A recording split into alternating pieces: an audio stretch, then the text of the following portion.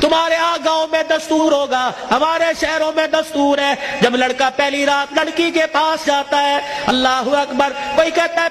پہلی مرتبہ چہرہ دیکھے گا، منہ دکھائی میں کیا دے گا، کوئی کہتا انگوٹھی بنا رکھی ہے، کوئی کہتا میں نے لاکٹ بنا رکھا ہے، کوئی کہتا میں ہاتھ میں 5000 رکھوں گا۔ یا تو نظام الٹ ہے، معاملہ الٹ ہے۔ میرا نبی دولہا بلکہ پہلی رات سیدہ خدیجہ الکبریٰ کے حجرے میں گئے، اللہ اکبر، میرے نبی اندر داخل ہوئے، سیدہ خدیجہ الکبریٰ نے قدموں کی آہٹ سے پہچان لیا، گھونگھٹ میں کہنے لگی، سونے جہاں کھڑے ہو وہیں کھڑے رہیے، اپنے تکیے کے نیچے ہاتھ ڈالا، 40,000 درہم اٹھائے، حضور کے قدموں پہ لا کے رکھ کے رونے لگ گئی، کہنے لگی کملی والے اب گھر میں یہی کچھ بچا تھا جو آج میں نے تیری جوتیوں پہ قربان کر دیا ہے۔ یہ وہ خدیجہ الکبریٰ ہے جسے دنیا نے اسلام کی ملکہ کا نام دیا ہے۔ اسی کی بیٹی سیدہ فاطمہ الزہرا رضی اللہ تعالی عنہ، کائنات کے اندر بڑے بڑے جوڑے آئے ہیں لیکن اللہ کی قسم فاطمہ علی سے بڑھ کے جوڑا کوئی نہیں آیا ہے۔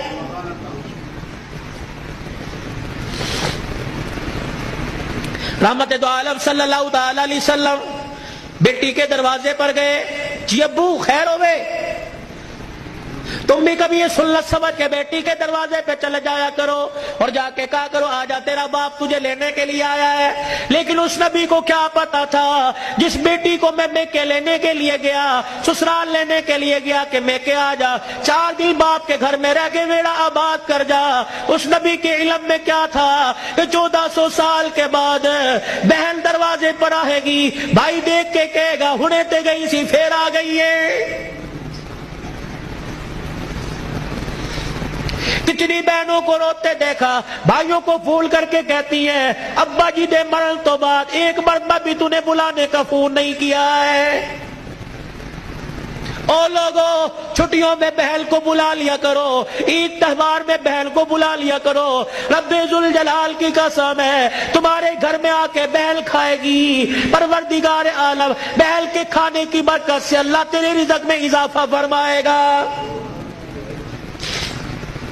ماں باپ کو کھلانے سے، بہن بھائیوں کو کھلانے سے اللہ کی قسم گھر کے اندر برکت آیا کرتی ہے، میں برکتی نہیں ہوا کرتی، گھر کے اندر رزق میں عزت میں اضافہ ہوا کرتا ہے۔ اے فاطمہ آجا، بہت دن ہو گئے، 4 دن باپ کے گھر رہا، اللہ اکبر، تیرا باپ تیری جدائی برداشت نہیں کرتا۔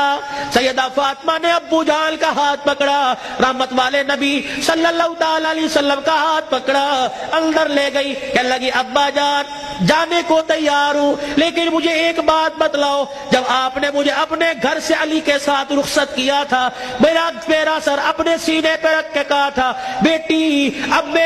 تیرے پر میرا اختیار نہیں چلے گا، اب تیرے پر علی کا اختیار چلے گا، آج کے بعد تو میری مرضی کی مالک نہیں علی کی مرضی کی مالک ہے۔ وہ کہے گا اٹھ جا تو اٹھ جائیو، وہ کہے گا بیٹھ جا تو بیٹھ جانا۔ ابا جان آپ نے کہا تھا کہ جی ابا جانے کو تیار ہوں لیکن علی گھر میں کوئی نہیں، میں نے نہیں پوچھا تھا کہ علی ابا لینے آ جائے تو تیری بغیر اجازت کے جا سکتی ہوں کہ نہیں، ابا بیٹھ جائیو،